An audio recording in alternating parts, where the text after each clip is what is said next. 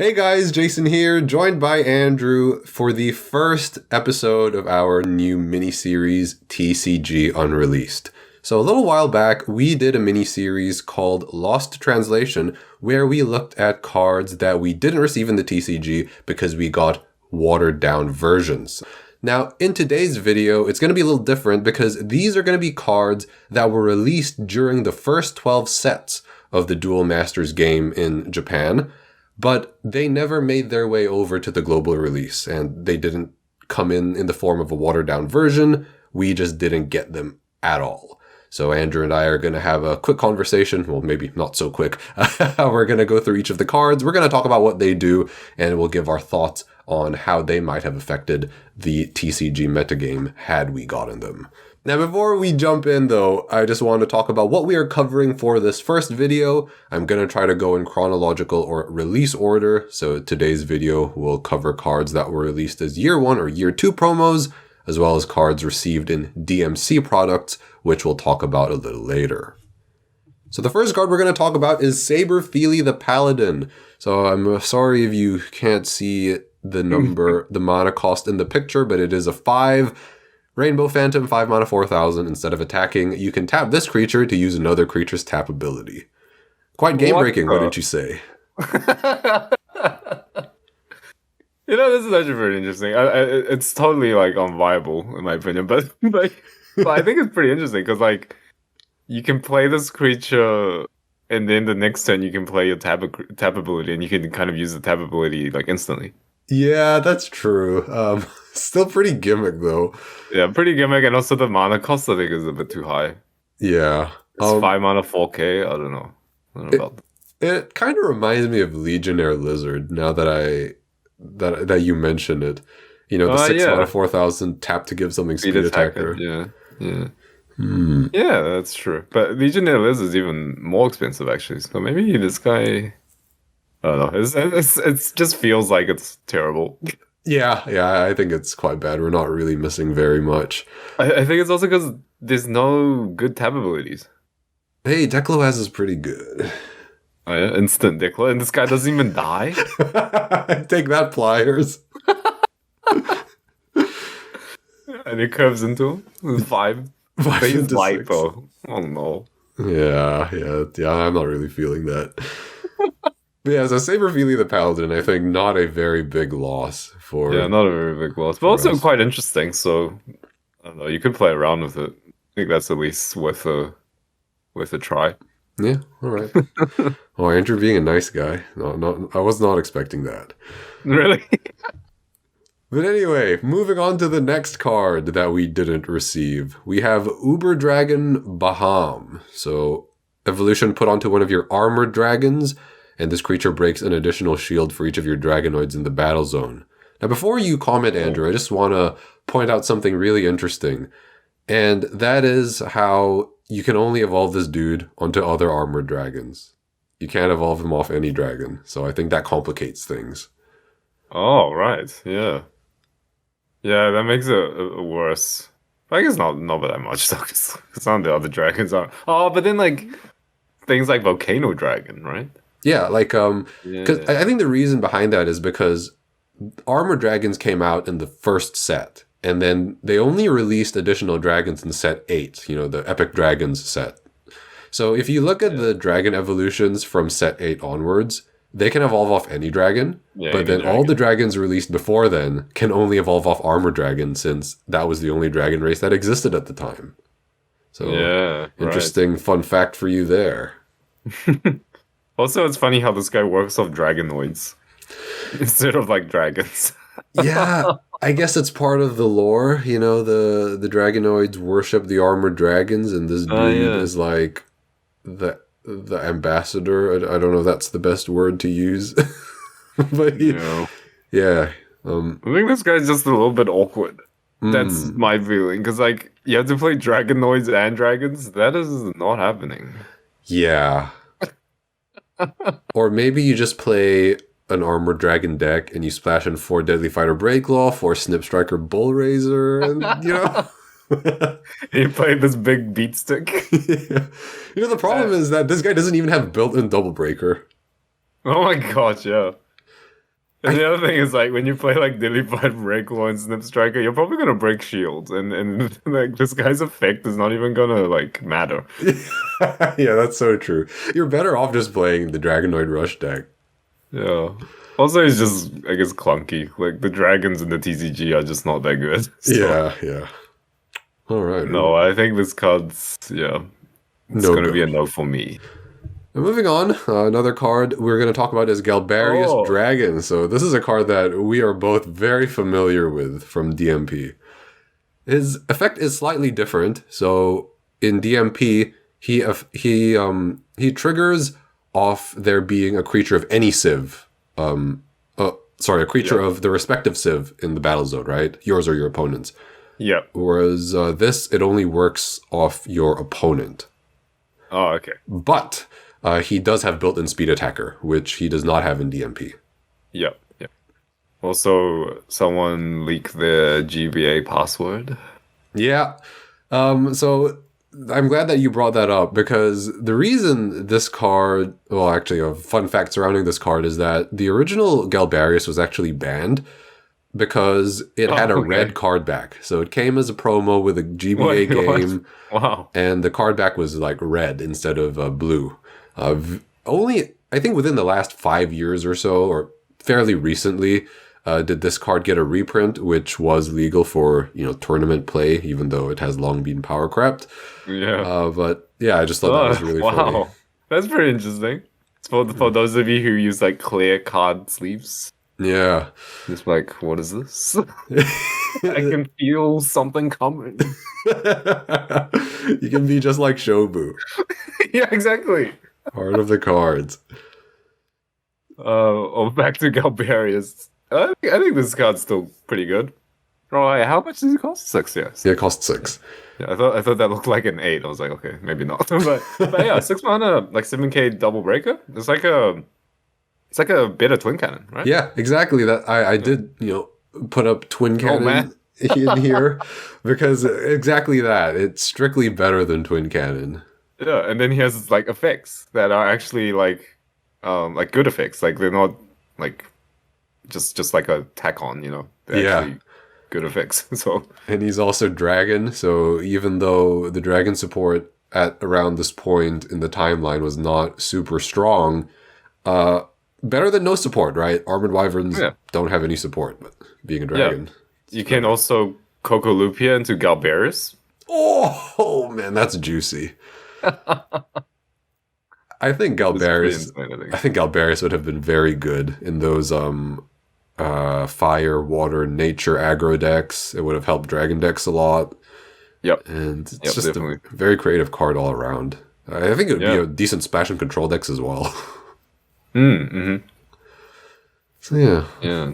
Too bad we never got it. Good. All right.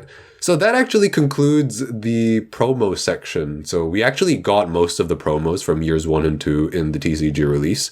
So the next thing I'll talk about is the DMC cards. So in the global release, every card released was either a promo, like Veldrika Dragon, or was part of one of the main expansions. But in Japan, some cards debuted through the DMC product line. And I have a hard time understanding what the DMC product line is about. Is it like always reprint sets? Is it always decks? It tends to vary. So sometimes you have pre-constructed decks. Sometimes you have small power-up packs. And sometimes you have booster style sets, which introduce new cards. So yeah, it's kind of tricky. All right. So the first DMC card we'll talk about is Magma Dragon Balga Geyser. So this is a card that you are no doubt familiar with. Yep. Do you know this card is unchanged from DM Plays? Because this is actually before my time. Let me see. Whenever this creature attack, yep, he's the same. Ah, so pretty neat. What do you think of this fellow? How good do you think he would have been in the TCG? So his effect is like pretty swingy. So if you get it off, then like pretty insane. Yeah. But you will have to build your deck around it. So, and I'm not sure if the TCG have any gimmicks around dragons. Well, like they don't have enough gimmicks around dragons to make the like 30-card dragon deck work. Yeah, I know exactly what you're saying. Those are my thoughts as well. I think it's a good effect, but the TCG card pool just doesn't lend itself to this strategy consistently succeeding. At least, yeah, that's my initial reaction. But we don't have the Chang-Chi dragon. Well, to be honest, it's not even that. There just aren't any like speed attacker dragons, right? Like both have. Because I mean, I don't think you even have to get too crazy into the power levels. I think one thing that would make this guy a lot better is if there was like, for example, Galbarius, right? Like if you hit Galbarius off this dude. Yeah, if you hit that's pretty insane. That'd be pretty good. But you can hit Jagalzor. Oh yeah, you could hit Jagalzor. It's like mini Galbarius. That is true. You could hit Velorica off him. Oh, that'd be pretty good. But I think this card is pretty interesting. I'm kind of bummed that we didn't get him, even though he's not super duper strong, because I think he would have been fun to build around. Yeah, he would at least be fun. But also, like those types of decks, I'm not sure if you have too much fun like playing against him. Well, I guess sometimes even playing it, because like if you whiff. Yeah, that's true. Okay, and moving on to what I think is the final card. I can't remember. Oh no, this is not the final card, but here's another card. Elena, Channeler of Suns. So this creature gets plus 1,000 power for each light card in your graveyard. Costs 6 and does not have Power Breaker. Bummer. Oh no. It breaks one shield. No. Yeah, I think like if you're paying 6 mana, you should at least have Double Breaker, right? Otherwise, like, is this really a boss card? Yeah. I mean, I would rather play Radioactive Horn. It costs half, but it's guaranteed Double Breaker. Yeah, and it doesn't even have any like protection, like Petrov. Yeah, that's true. Like if this had untargetable, I think it would be. I think it would be not okay. terrible. It'd be okay. Yeah. Even though Petrov would still be better. Because Petrov would cost 5. Yeah. And also, like, how often are you going to get light cards into the graveyard by turn 6? Yeah. Yeah, this card is terrible. We didn't lose much. Maybe if it was, like, plus 2k? Yeah. You really do need, like, a big... Like, if you're playing him, you're playing him for the... Oh, I guess her. Yeah. Because Mika the Soul's all-female. Yeah, I think so. Based on what I've seen. Yeah. Like, you're just playing her for the power, right? So if it was, like, plus 2k, then maybe that's something to consider. Then it might not be that easy. Yeah. For your opponent to remove. So it'll be kind of like a Princess Scarab. Oh man, it would be really cool if this card had a plus 2,000 and Powered Breaker. Then it would be like Elixir Brute Force. I think that would actually be good if it was that. Yeah. Oh. All right. Now, saving the best for last. I'm pretty sure this is the last card we're going to cover today. It is one of my favorites, Dark Hydra, Evil Planet Lord. I love the name. And this is the card that actually inspired me to make this series. So when I was doing the OCG retrospective, like however many years ago, I came across this card and I was like, wait, this card was released at around set 8 in Japan, yet we have no version of it. And I just kind of jumped down the rabbit hole, like researching the DMC and alternative products, the promos. And yeah, so Dark Hydra, if you like this sort of thing, you can thank Dark Hydra for piquing my interest. So whenever you put a creature, you may return a creature that has the same race as that creature from your graveyard to your hand. So, yeah. I think this card's really good because you can think of it as like a kind of like another engine, right? Very much so, yes. Yeah, I think this fits well into control decks, right? Or I guess like leaning towards those types of decks. Yeah, like mid-range control. I think so. Because it's like a card that can generate a lot of card advantage, right, by itself. Yes, definitely. No, I'm glad you mentioned the, control mid-range because in Japan, Dark Hydra saw play in Aquan decks, Aquan Initiates. Yes. Yep. So it was really good there. It's really neat as well because he actually triggers off himself in that if you have a Dark Hydra that dies, you can summon a Dark Hydra and you get it back. So you just have to play like 2 copies. Yeah, and I think with him, like, you can't really get rid of your other creatures because you'll keep getting them back. Yes, exactly. Have them on. Is it like, do you target the Dark Hydra or do you like target the creatures? Like, yeah, I guess Dark Hydra, but then the creatures can evolve. Yeah. So yeah, I think. Wow, I didn't know he came out that early. Yeah. So I think we're definitely on the same page where you definitely see play in the TCG. Yep. But here's another card that I wanted to show you as well. Duel Masters the Shadow Warrior. So in Japan, a couple of years after the TCG block of sets, there was actually a Dark Fire control deck that aimed to mana burn. So you can loop your Duel Masters with Dark Hydra. Oh wow! So you can just, keep looping your Duel Masters. You mana lock your opponent, and it's just not a good time for your opponent. Yeah, no, that does not sound nice. So I think did it ever get like limited? Dark Hydra, I believe, is currently on the Hall of Fame. It's limited to 1, and Duel Masters is Hall of Famed as well, but for a different interaction, I think. Oh, okay, yeah, because that doesn't sound very fun. No, I don't think so.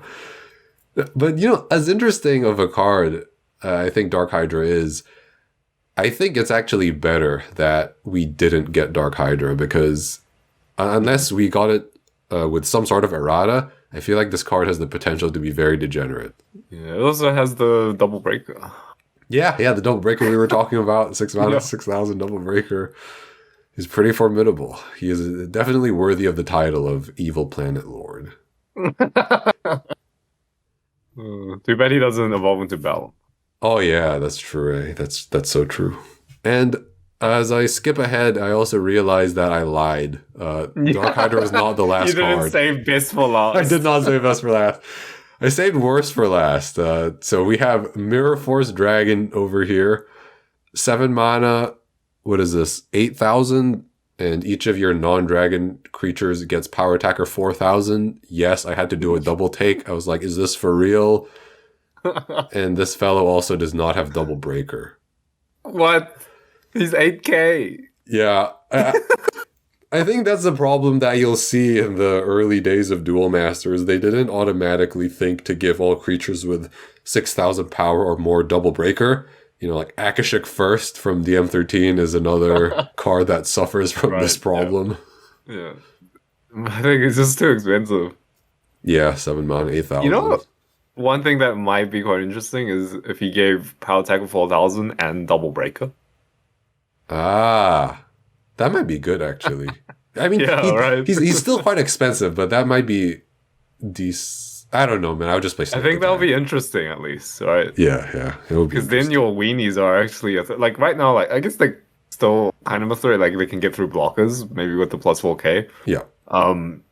But they're still breaking like one at a time. Like you can probably just let it through and then just kill off the weenies. Yeah. Yeah. Oh. Maybe it was power. Power's a Petron. Yeah, that's true. That would be insane, actually, I think. Because like it's non-dragon. It's like everything. It's everything. Yeah, that was pretty wild. Like, it's not... you'd think it would be like Dragon or Dragonoid or Firebird, but no, it's everything. Yeah, it's just everything. Not itself. yeah, just not itself. What the... Man, imagine if it gave itself plus 4,000 and triple breaker. It's better than Bolgash. That would be good. Better than Bolgash, yeah. And alright, that brings us to the end of the video for real. I hope you guys enjoyed that discussion, and let us know in the comments which card was your favorite, or which cards you wish we would have gotten in the TCG. For me, I think it might be Galbarius Dragon or Balga Geyser. What about you, Andrew? Yeah, I think definitely Galberius for me. Yeah. Because that card's just cool. Yeah. It's also like good for the game because it makes your opponent think to play around it more, I think. Oh, right. It might also be too good though, so it can work either way. But but thinking about like playing around, like what creatures to play is pretty interesting, I think. Yeah. So very cool card, but I do think it is a bit on the strong side for the TCG card. Yeah, I do think so. Maybe they need to like do the DMP treatment and not give him speed attacker and only do it if your opponent has a fire card. Oh, yeah. Fire creature, you know. Where's Steambug? We don't get Steambug. We don't get Steambug for a few more years. But all right, thank you guys so much for watching. As usual, stay safe and we'll see you guys next time.